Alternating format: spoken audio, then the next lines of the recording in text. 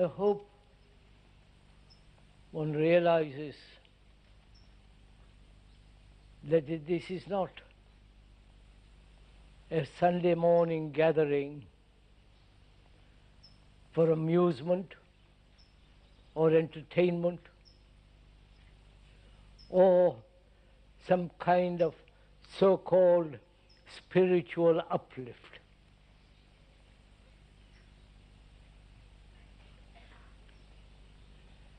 We are rather serious, and we have talked most of all during these talks and question and answer meetings, the whole complex problem of living.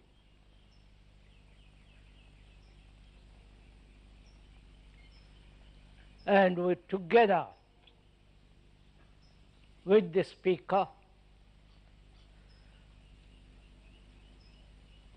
we are trying to resolve all our problems. Not only the problem of fear, greed, attachment, and the question which we talked about yesterday also, that love is not desire. Love is not the continuous expression of love, of pleasure. And we would like this morning, as this is the last talk, to go into the question of what is action, what is the significance of death, and also much abused word, meditation, because this concerns most of our life. We are not trying to prove anything, convert you to a new set of beliefs or ideals, doing any kind of propaganda. The speaker particularly has a horror of all that. But together with the speaker, if you will, if you are serious, go into all these questions. Though probably most of you have been here during the last 2 weeks, we now will have to go and consider what is action. Because most of our life is action. All our relationship is action. Our attitudes, our behavior, our particular idiosyncratic expression, our restraints, our freedom to express what we like or don't like. We are violent, aggressive,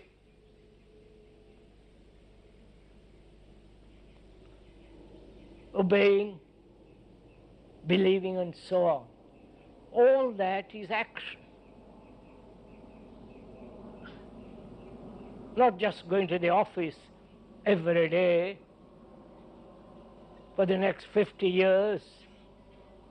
I don't know how you tolerate it. Or doing some particular job over and over and over again for the rest of one's life. All that is also action. And these actions are based on not only on past knowledge, modified by the present, and continued into the future. Please, as we said, we are talking over together. We're not trying to convey or say something which is not clear. Together, you and the speaker must go into this whole question of action. Try to find out if there is an action which is complete, which has no regrets, which has no sense of incomplete, partial action, and therefore that action breeds conflict. That action, such actions are divisive.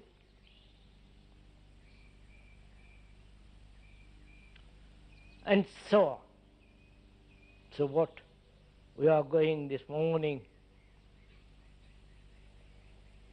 if you're at all serious, a lovely day, if you want to go into this, as we have gone into the other problems of life. We are dealing with life. That is, we are dealing with everyday living. Our conflicts, our confusion, our jealousies, our aggression, our attachments, our beliefs, our constant struggle with pain and sorrow. That's our life. And to escape from that turmoil, we go into various kinds of philosophies, psychoanalytical issues, hoping to solve our own daily conflicts and miseries and confusions. We apparently never face those.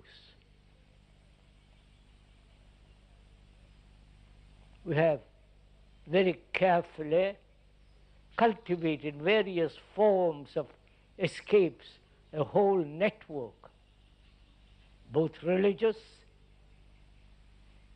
sensational, vulgar, and so on. So, this morning, as on the previous mornings, we are going to consider together. The speaker is not telling you what action is.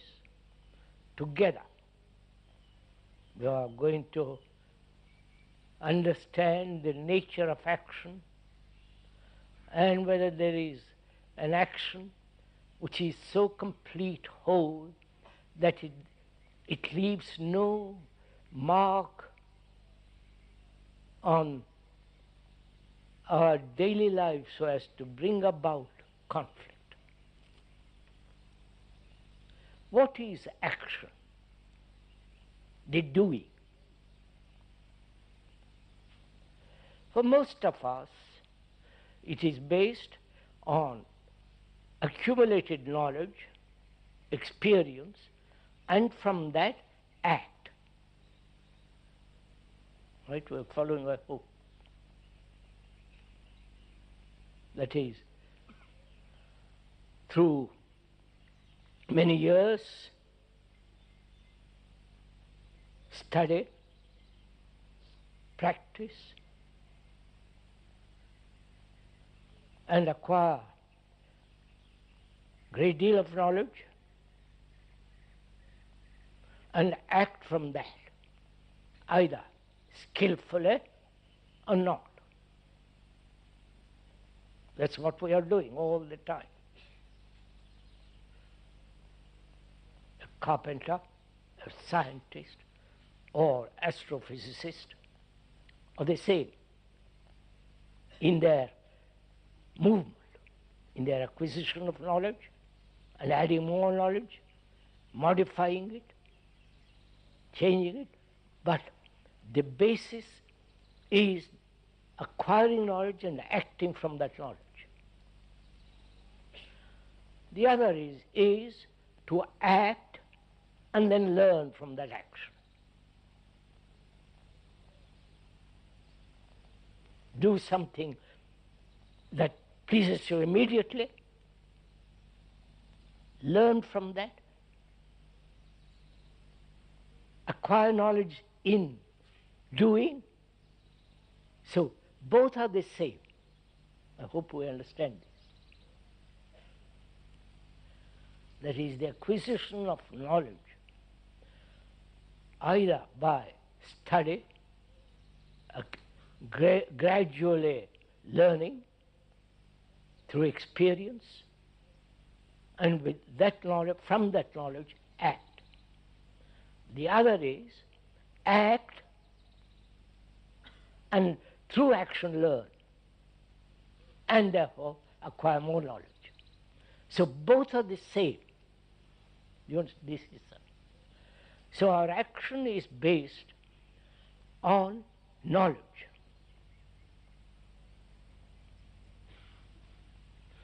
And on great deal of information, and from that skill, right? And as we were saying, knowledge is always incomplete. This, I think, one must very clearly understand this. There can never be complete knowledge, either with the astrophysicists, scientists, painters, music, piano players, the carpenter, the plumber. There can never be complete knowledge. And so knowledge goes always with ignorance. So our action, when based on knowledge, must be incomplete. One must see this very clearly.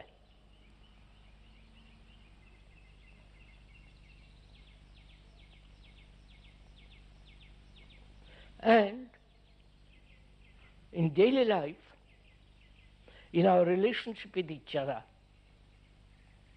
whether intimate or not, action is based on previous memories, images that we have built about each other, and act from that.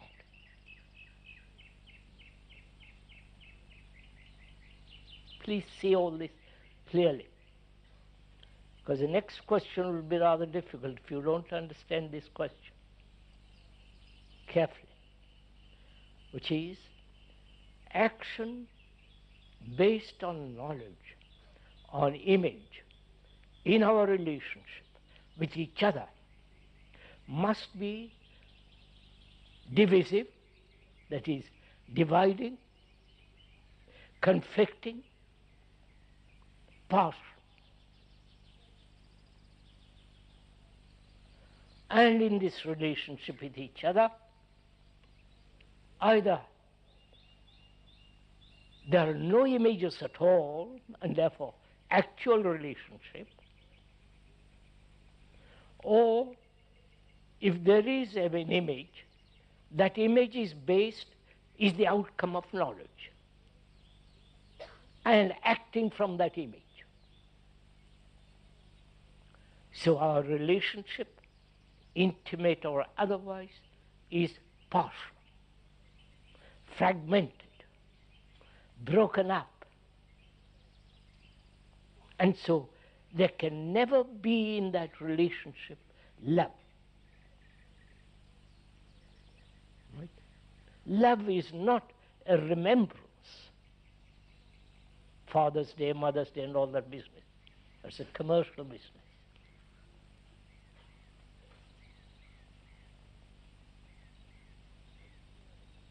So, is there an action which is not born out of time? I'm going to explain this carefully. Acquiring knowledge in any field requires time. To get to know each other requires time. If they are more intimate, that also requires time. So, all our action is the outcome of knowledge and time. Right? Time being not only by the watch, by the sunrise and sunset, but also psychologically. That is, I am, I shall be. I have not, but I will have. Or I am not, I am greedy, angry, violent, but time will help me to resolve it. So, our mind is put together by thought and time and knowledge. So our action is born out of that. If you examine it very carefully, all our action is based on that. And therefore, knowledge being incomplete, thought being incomplete, there must be strife between two people. There's man, woman, and so on, man and man, the whole business of relationship. And if one understands this or intellectually is aware of it, to be intellectually aware of it is partial. But it's only a part of our life. To be emotionally aware of it is also a partial. But to be aware of it completely, the whole implication of that, right? Are we following each other, I hope? So the next question is there an action, go carefully please, is there an action which is not the outcome of knowledge? You follow it? It's a question. We're not saying there is or there is not. To acquire language, technology, to be skilled in technology, in computers and so on, all that is, you must have skill based on knowledge. There it is necessary. Right? We are asking something entirely different, which is we act psychologically out of knowledge. I have known you for some years, I have built an image about you, and from that knowledge I act with regard to you. Right? We are inquiring into the psychological memory from which action takes place. Right? We are following each other. Please, we are going to something very, very subtle and difficult. If you don't, I can't help it. It's very simple if you apply your mind to it.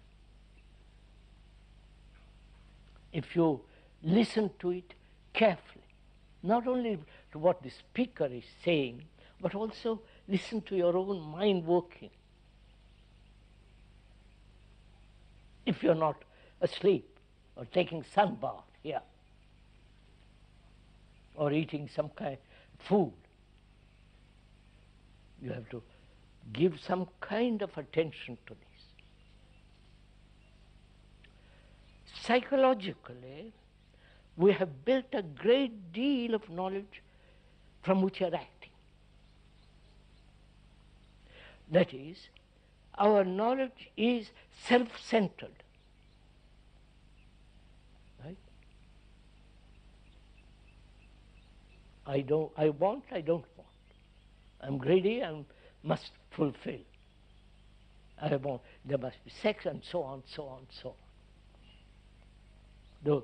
So psychologically, we have built an image about ourselves and others. That image, that symbol, that word is the knowledge. Right? So this self-centered knowledge from which we act is essentially selfish. Right? And when action takes place from this self-centered state, such action must be either harmful, hurting, violent, isolating. Right? I don't know if you have not noticed, if you have studied your own life,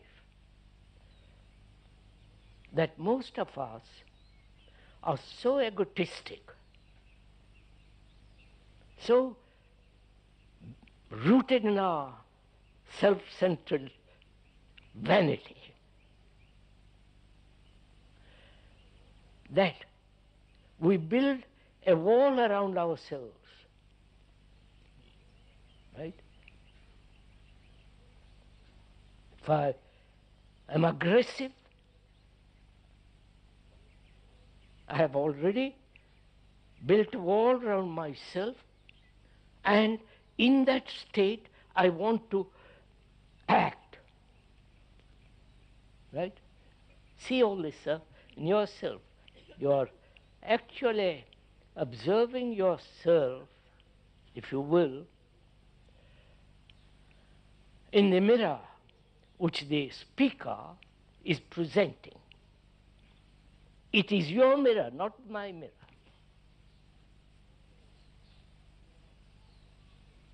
That we are, as human beings right throughout the world, move, act from this center.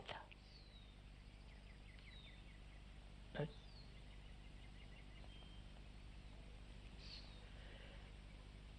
And as long as we act from this center, there must be conflict.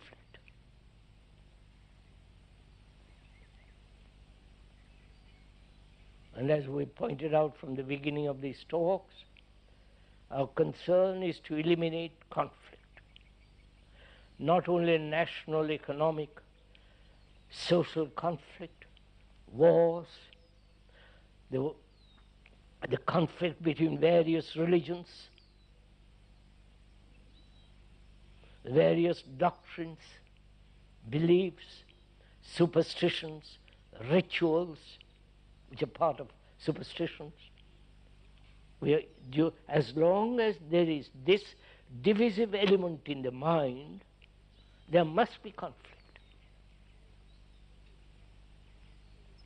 And this divisive element exists as long as our action is self-centered. right? And this self-centered state is the accumulation of knowledge and experience stored in the brain, and that in that state there is this constant pursuit of the me and my expression, right? So our next question is it possible to act, to live without this self-center? Therefore, it's a very serious question. It isn't a Sunday morning evangelistic nonsense. It is something that we have to go into very, very carefully. Because human beings, from the very beginning of time, have lived with conflict. And we are still living in that state after millions and millions of years. Therefore, there's something radically wrong in spite of all the philosophies, religions, beliefs.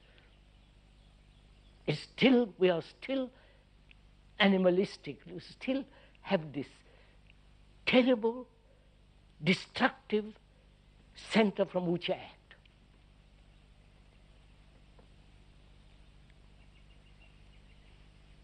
I hope we are not merely listening to a lot of words, but you are observing your own mind, aware of your own mind, working, looking,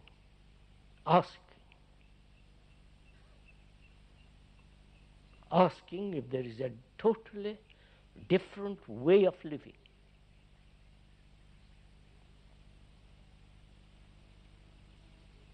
Not be caught in the same pattern of million years. Right? Please put this question to yourself most seriously, because we are destroying ourselves. We are destroying the earth, the air, and we are destroying human beings.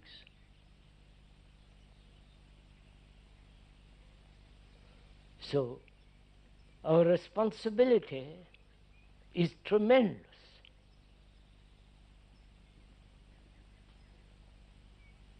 I'm using that word responsibility without any sense of guilt. If you feel responsible, you act. But if you don't act, don't feel guilty, you are simply not responsible.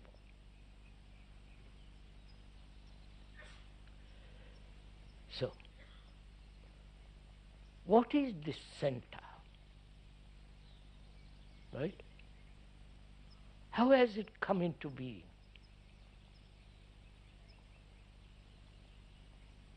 And as we said, we will talk about death also. When death takes place, is the center of this action ends. You follow what I'm saying? I'll explain, I'll go into it carefully. First, we're asking, can this center come to an end and yet live in this life, not go off into some monastery, identify with some ideology or utopia, and say, I've lost this center, which would be nonsense, because you have merely identified the center with something else, right? I don't know if you see that. That is, this egotistic activity, with its pleasures, fears, anxieties, and so on, that center, that ego, believes in something and identifies in something, in the image, in a doctrine, and so on, or takes a new name, but that center still remains. You following this? Good. So our question is it possible to die to that and yet be alive, active, work, carry on, which is to carry on without conflict? You follow?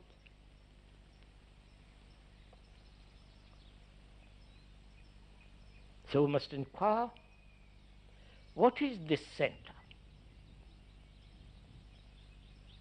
to which the mind, the brain, the form, the name cling to?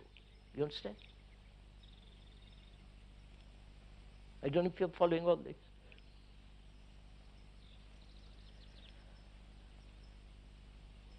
We're asking, what is the nature and structure of the self?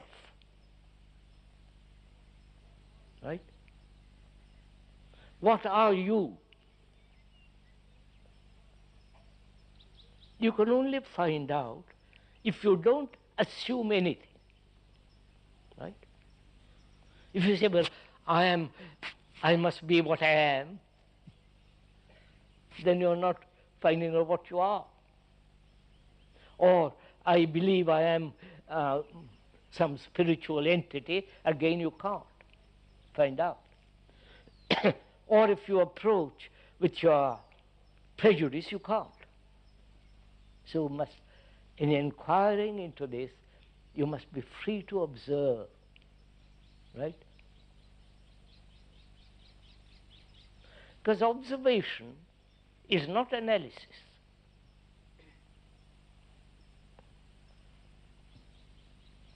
You must understand also this carefully. Our whole mind and brain is trained to analyze. That has been our pattern of life.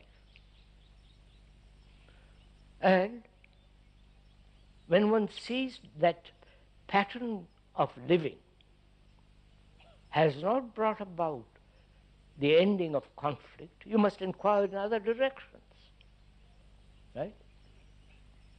The other direction is observation. Observation without direction, which means no analysis. Sorry, there are a lot of other analysts here. Forgive me. If you don't agree, it's all right. But go into it with me, with the speaker. When you observe, when thought interferes with that observation, you are giving it a direction from your memory, from your motive, from your desire, right? Then there is no observation. Your desire, your motive, your pleasure directs the observation, right? So, to observe actually what you are, one must approach it freely. And that's our difficulty, because our minds are conditioned. And being conditioned, our approach is always limited. Right? So can you, in our sitting there this morning, talking this over together, be free of that? Free of your prejudice, of your analysis, of your aggression in your analysis, all that, just to observe as you observe your face in the mirror when you comb or shave your face, right?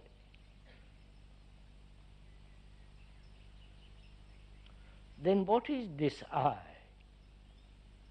this ego, this self that we give such tremendous importance?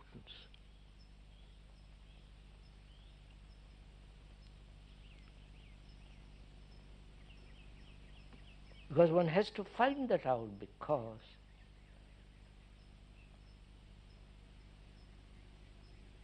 if that is something actual, not an illusion, you understand? Something that you can touch, feel, look, and not some illusion that one has created, then one has to find out what is the nature of this me. Because we are going to discuss together not only what we have talked over in the past, but also what death is. Please, it's related.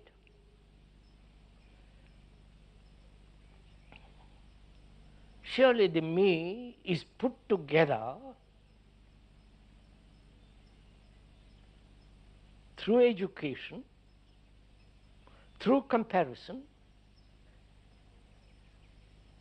through so-called culture, so-called the idea of individuality. All that is the movement of thought which has created the me. You understand? Which is so. The me that's aggressive, the me that strongly believes in some fantastic idea, that is romantic, that is terribly lonely, and escaping from that loneliness into all kinds of idiotic nonsense. So all that is me, put there by thought, right? When you say a soul and all that business, it is still thought. And we are saying from that action takes place, right? Is there an action which is not self-centered? Right? To put it very simply. Which is not egotistically motivated, directed.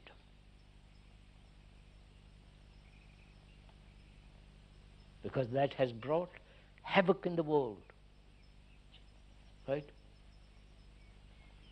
Not only in personal relationship, but with our neighbors, whether they are near or far. Now, can this self-centered existence come to an end and yet be alive in this world, act, think, feel? That is, psychologically, we have built a great deal of knowledge about us. Can one die to all that psychological knowledge, right? And is that death? You are following this?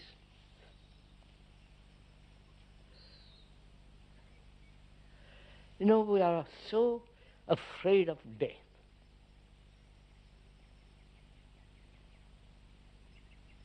We have never inquired into a mind that has not only not fear,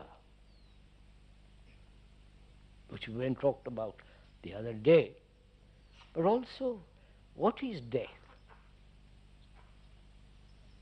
right?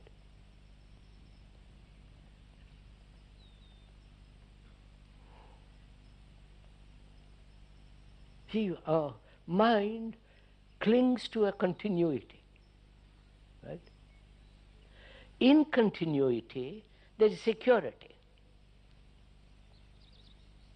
I was, I am, I will be. That concept, that idea, gives tremendous strength, right? I feel secure, safe. And death denies all that, right? My security, my attachment to all the things I've held together. And we are afraid of that.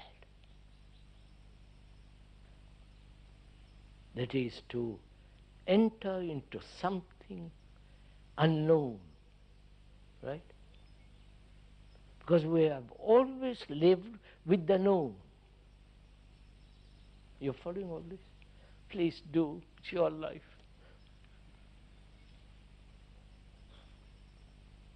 Your calamity, your miseries, your depressions, your loneliness, it's your life.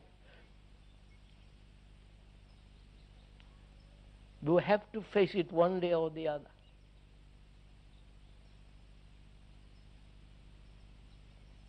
That is, if you want to understand and live differently, without one single problem, without a shadow of conflict, with great deal of affection and love. That's if you want to do it. If you don't, you carry on, continue in the old pattern, bringing great deal of misery to yourself and to others, war, and all the misery that goes on in the world. It's up to you.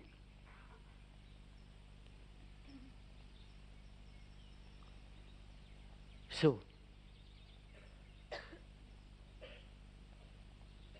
our living, our daily living, as we know it, as we are aware of it, is a series of continuous, constant struggle, conflict with each other, however intimate you are, confusion about all this. One politician says that, the other says the other. One economist, highly placed, denies the other economist. One scientist, you know the game, goes on. This is constant struggle with each other, within ourselves. That's our living, right? That's actuality, not a theory, not something that somebody has imposed upon you. You are that. So, is that what we are frightened of? Losing all that?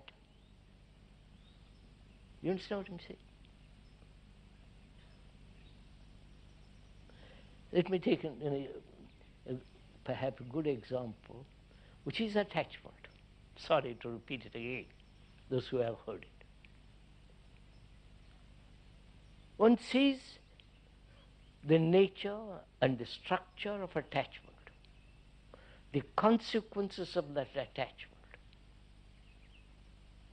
Pain, jealousy, anxiety, hatred, pleasure, and a thin line of film of love, so-called. Going to the office or to the factory, being a secretary, taking some shorthand, you follow? Day after day, constantly, for the next 50 years. What a tragic way you live. or you escape from all that into some other idiocy. Which there too is the conflict, right? There too is this aggression, pleasure, in a different form, but the same pattern is repeated.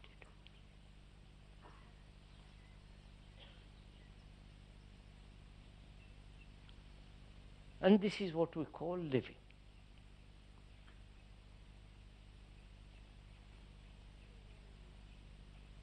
And there are all those preachers, priests, so-called religious authorities, hierarchy. They say you can't have heaven here, it's up there. You must have faith, right? To understand it, to escape from this, you must have faith. I wonder if you have noticed that the religions based on books, right? Here Christianity is the Bible, right? And the Islamic world is the Quran. In the Buddhist and the Hindu world, there are many, many books. There is no one book that says, do this.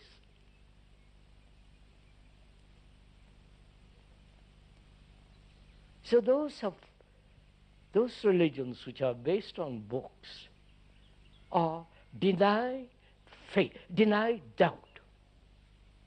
I don't go into it with me, right? If you doubt, the whole religious structure comes to an end, right? In the Western world. And it does also in the Buddhist world, in the Hindu world. So, faith has taken the place of doubt.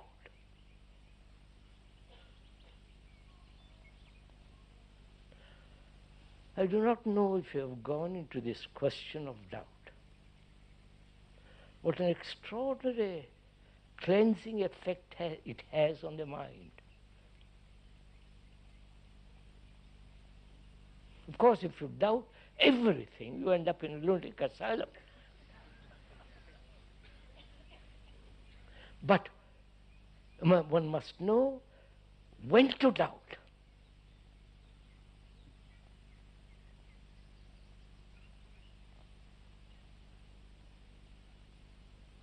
That means you must know when to when you have a dog, if you know when to, you have it on the leash, but you let it go when necessary, when it wants it to be free. You can't keep it all the time on the leash, poor dog. So doubt must be held on the leash and sometimes let go, which means you start with uncertainty, you understand? Not with certainty. Please follow this. Books give you certainty, right? Bible, this and the other. You have to believe in that.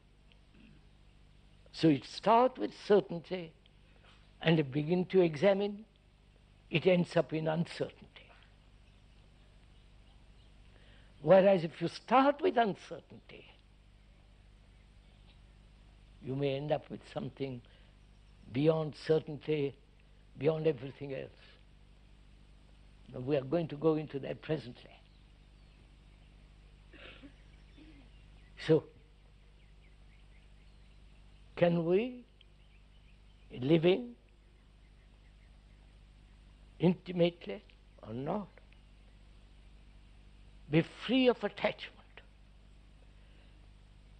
immediately, which is death? You understand what I'm saying?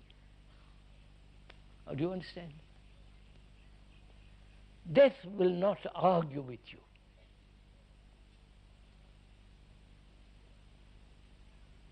Death won't say, you won't tell, give me some more time, please wait. But if you know what death is, which is the ending, right? The ending while you are living. The ending of attachment. You follow now? Which is what death is going to say to you. You must leave everything behind you. But such an ending is frightening. Right? So, you believe in reincarnation, you want hope and all the rest of it. Or in heaven, resurrected and all that. Now, say, while we are living, can you end something? Not smoking and all that silly stuff, but much more deeply, psychologically. End to your greed, end to your aggression,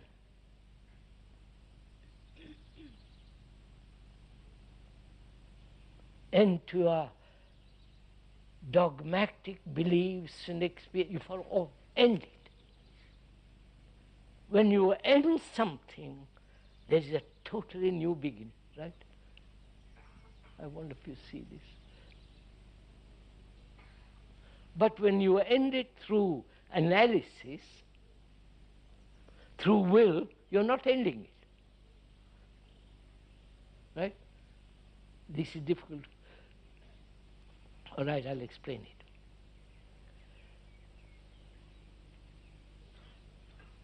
If there is a motive for ending, then that motive is put together by thought, by desire. And when you analyze and therefore end it, it's still the process of thought, right? Which continues in other forms, but you have ended it in a particular direction. Right? Have you understood this? Right. So we are saying, observe without direction attachment or aggression or your violence. Observe it without any motive, direction, desire, just to observe it. And in that very observation, there is an ending of it. And therefore, you are inviting death while living. You follow? I wonder if you understand this. Not commit suicide. It's another, that's true. But the mind that lives in conflict, pain, suffering, without any sense of affection, love, because it's self-centered. And one of the many facets of this self-center is this aggression, competition, greed, with all any one of those or many of those, immediately, easily, then you are living quite a different kind of life in this world.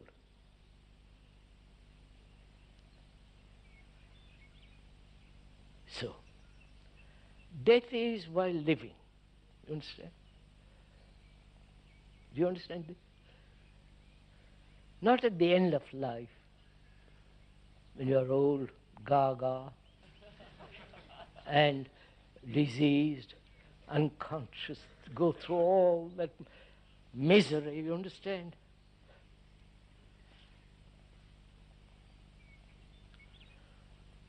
But to end the things that the mind has collected easily, with certain grace, so that there is a different quality of the mind. You understand? Such a mind has not this this continuity and constancy.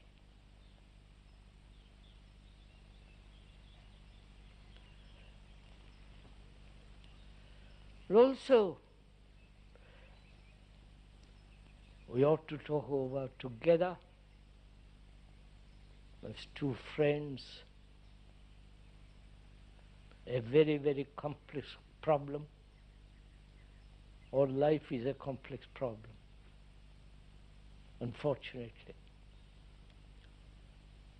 Also about religion, meditation. If there is something beyond all matter. You understand my question?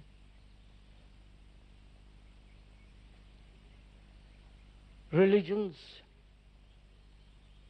or rather man, has always inquired if there is something more than material existence. The daily routine, the work, this loneliness, the incessant pain and sorrow. Man, from the ageless time, has asked if there is something beyond. He's always been seeking it. And the priests and the minds that wants to make institution of that, they search, they're asking. Those have made it into a religion, right? Made an organization, an institution. So the man who is seeking is caught in that. I don't know if you're... So one has to find out if you're caught in that, or you're inquiring, right? Not believing, not faith, but inquiring, observing, asking, right? That is asking if there is something more than this existence, this material welfare, whether there is something far beyond man's limited existence, right? We are going to go into that together, not me go into it and you listen. But that's very easy. When you leave, you forget all this, what you have listened to. But if it is your life, your everyday concern, then it's yours.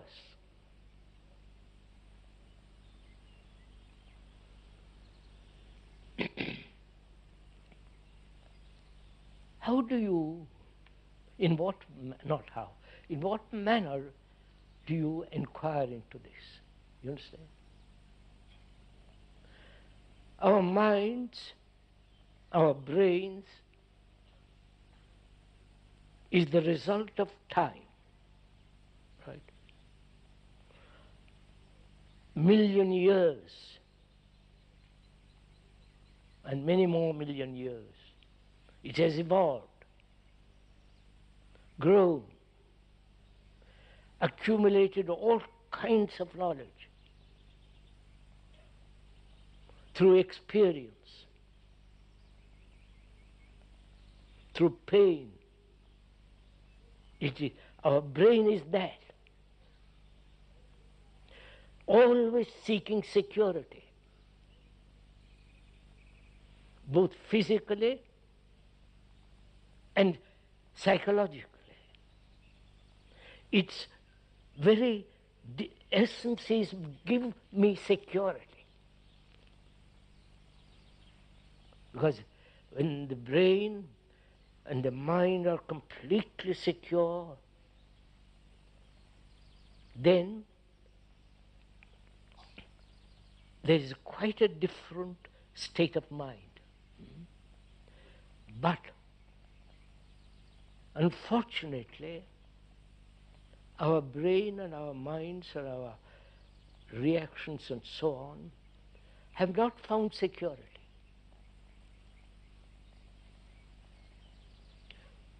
Either in the physical world or in the inner world, in the world of psychology, in psyche. Is there security? You understand? Please ask yourselves, is there security in your relationship with another? To bring it down to earth. Obviously not. You would like to have it.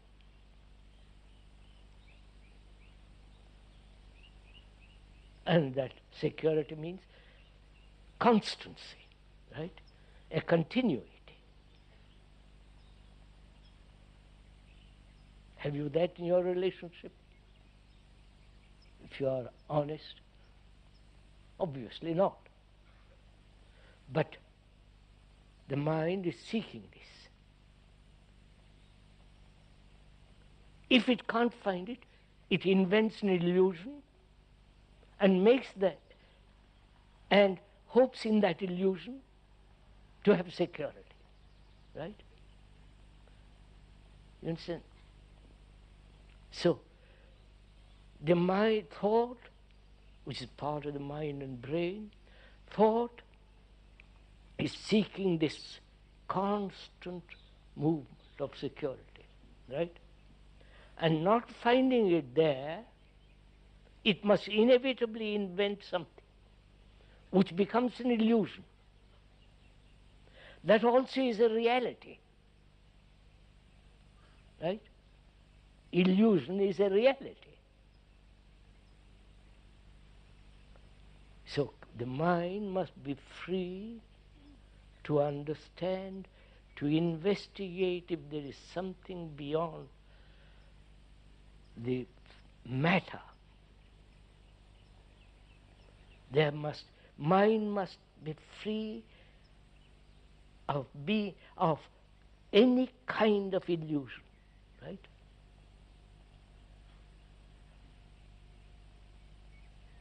Illusion is belief. Illusion is faith. Illusion is dependence. You follow? So can the mind be free of any form of illusion? Otherwise you can't go further. Not you. The brain can't, mind cannot move further.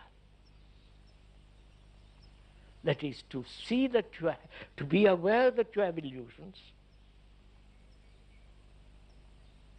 and end it. Not keep in the background and try to investigate. And you're playing games.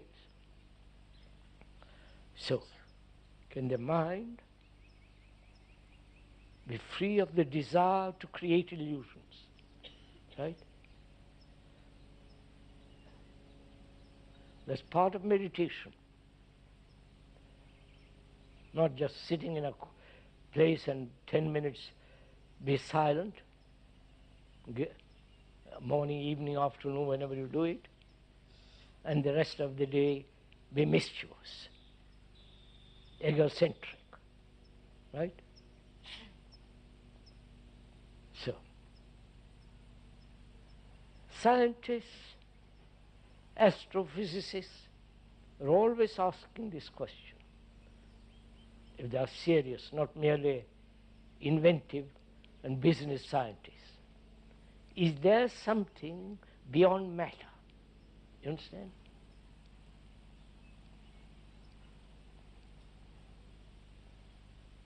Is there something beyond thought? Because thought is matter, right? Because it's held in the brain cells, the memory, experience, knowledge, held in the brain cells. Therefore, it's still matter. And thought is matter. You follow? You may not accept it, go into it. Examine it. So, is there something beyond matter?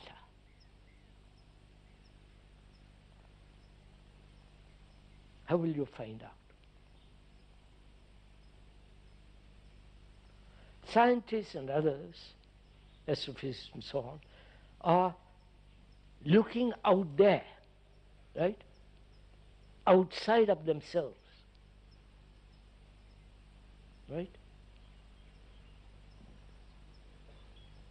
We are saying, when you know how to look at yourself, which also matter,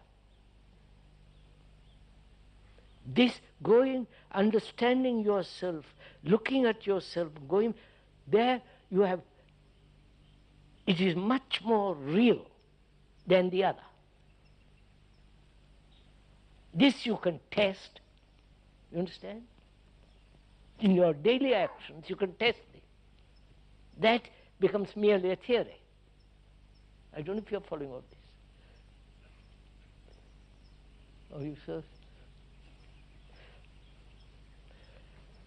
I hope you're enjoying the sunny weather. If you're not interested in this, look at the trees, the beauty of the trees, the sun through the leaves, and the distant mountains on their line, the beauty of the sky. But if you are sensitive to that, then you will be sensitive to what is being said.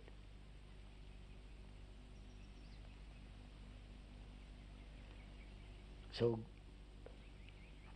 what is the state of the mind, consciousness,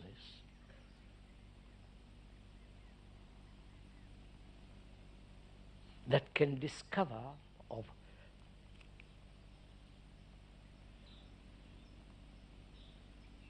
I'm using the word know in rather wide sense.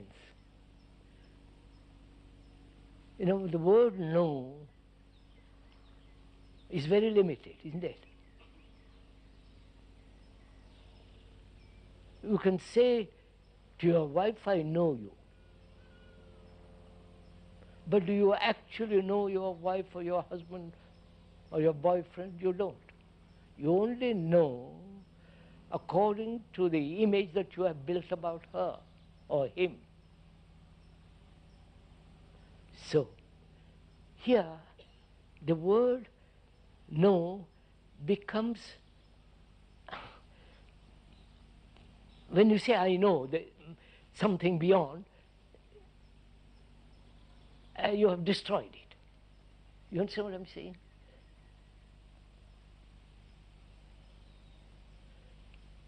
So meditation is not something you practice.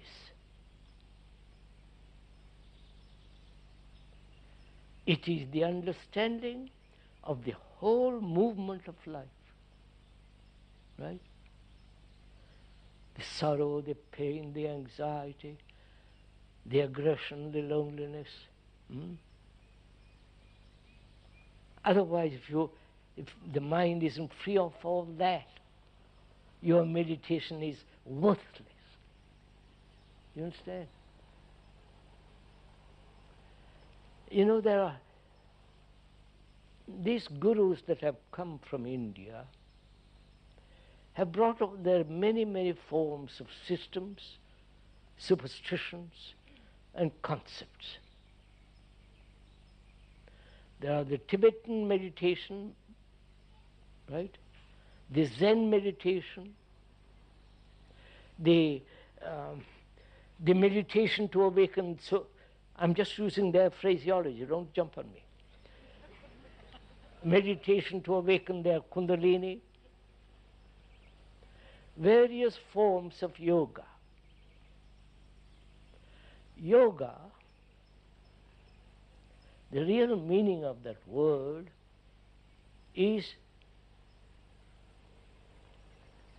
to join, right? That is to join, according to them, to join the lower material existence to the highest.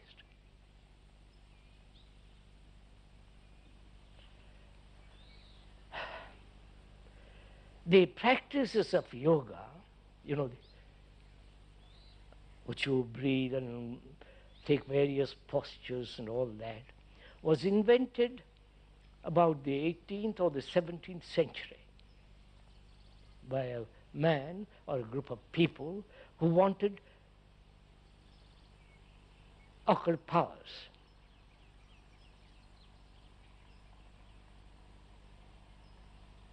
Which is through control, through forcing, through direction. They said this, we might awaken extrasensory perception. I'm putting in the modern world. And I've been practicing it. But there is only one yoga, which is called Raja Yoga, in which there is no practice, no artificial exercises, walking, swimming, natural, and a tremendously moral life in which there is integrity. You follow? That is real yoga, not all this thing that you play along with.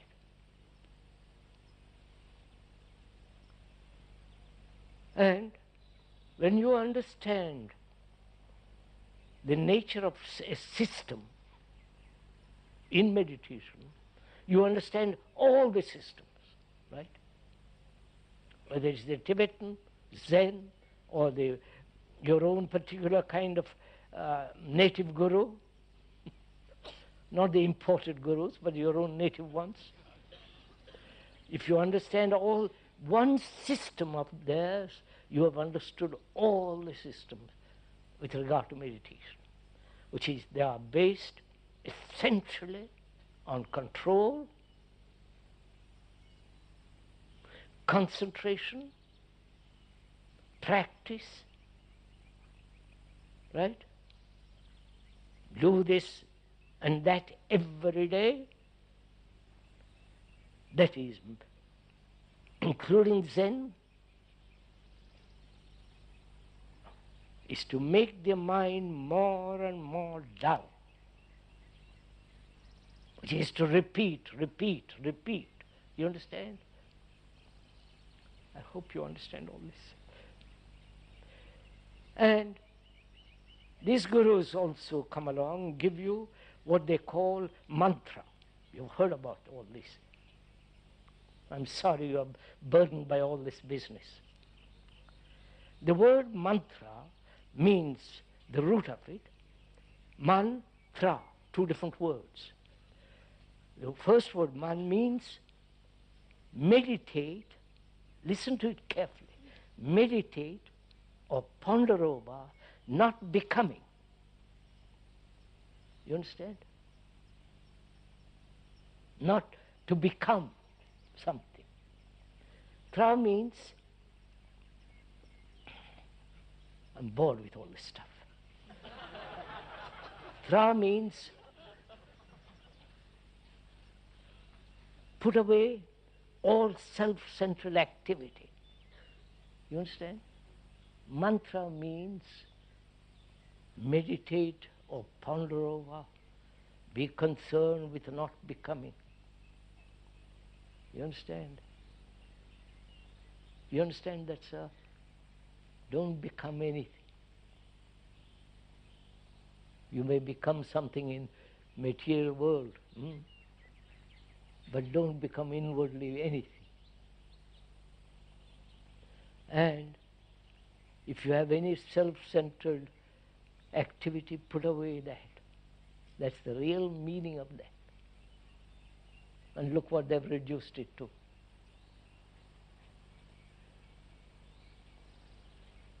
So, system, whether Tibetan, Burmese, Zen, or the Hindu or the Christian, when there is a repetition,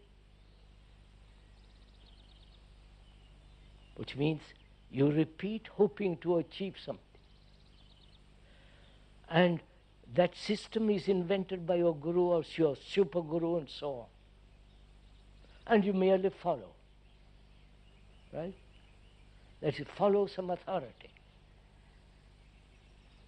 Therefore, your mind becomes infantile, narrow, mechanical, without any substance behind it. So when you understand one system, finished. You understand? You don't have to go to Japan to understand the Zen Buddhism, or to India, or go all the rest of it. The word Zen comes from the Sanskrit word dhyanam. It went first after the Buddhist period, or during the Buddhist period, to China. A monk carried it there. And as the Chinese and the Japanese cannot probably pronounce dhya, they turn it into Zen. And that has become almost sacred. So, meditation is the ending of your greed, the ending of your attachment, right?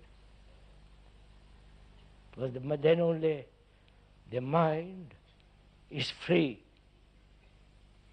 Then only the mind has no problems.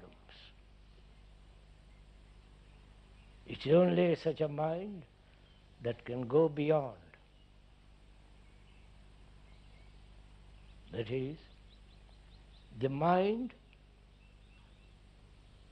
with its consciousness. The consciousness is made up of all the content. You understand? The content makes consciousness. Your greed, your envy, your anxiety, your loneliness, your beliefs, your attachments, your pursuit of safety. You follow? All that, your will, is the content of our consciousness.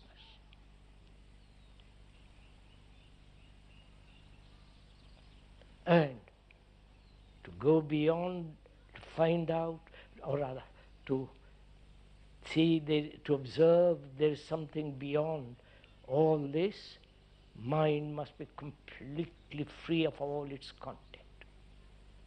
This is rational. This is not illogical. You understand? Then the mind is empty.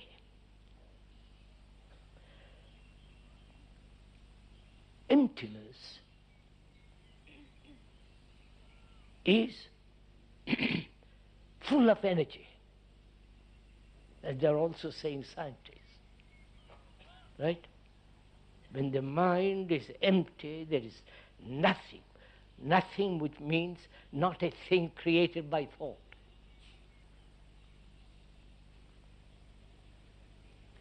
Such a mind being empty, that mind is full of energy. Right? You don't know about it. Don't go into it unless you have done all the other things. It is just a lot of words. Then, is there something beyond energy?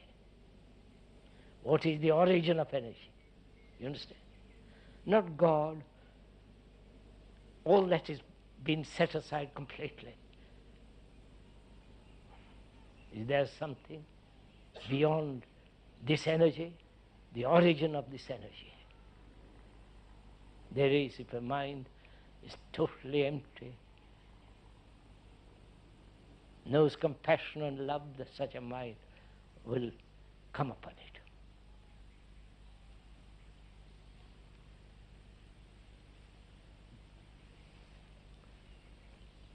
What time is it, sir?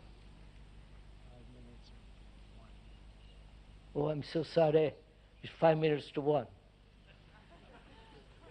Sorry to keep you long.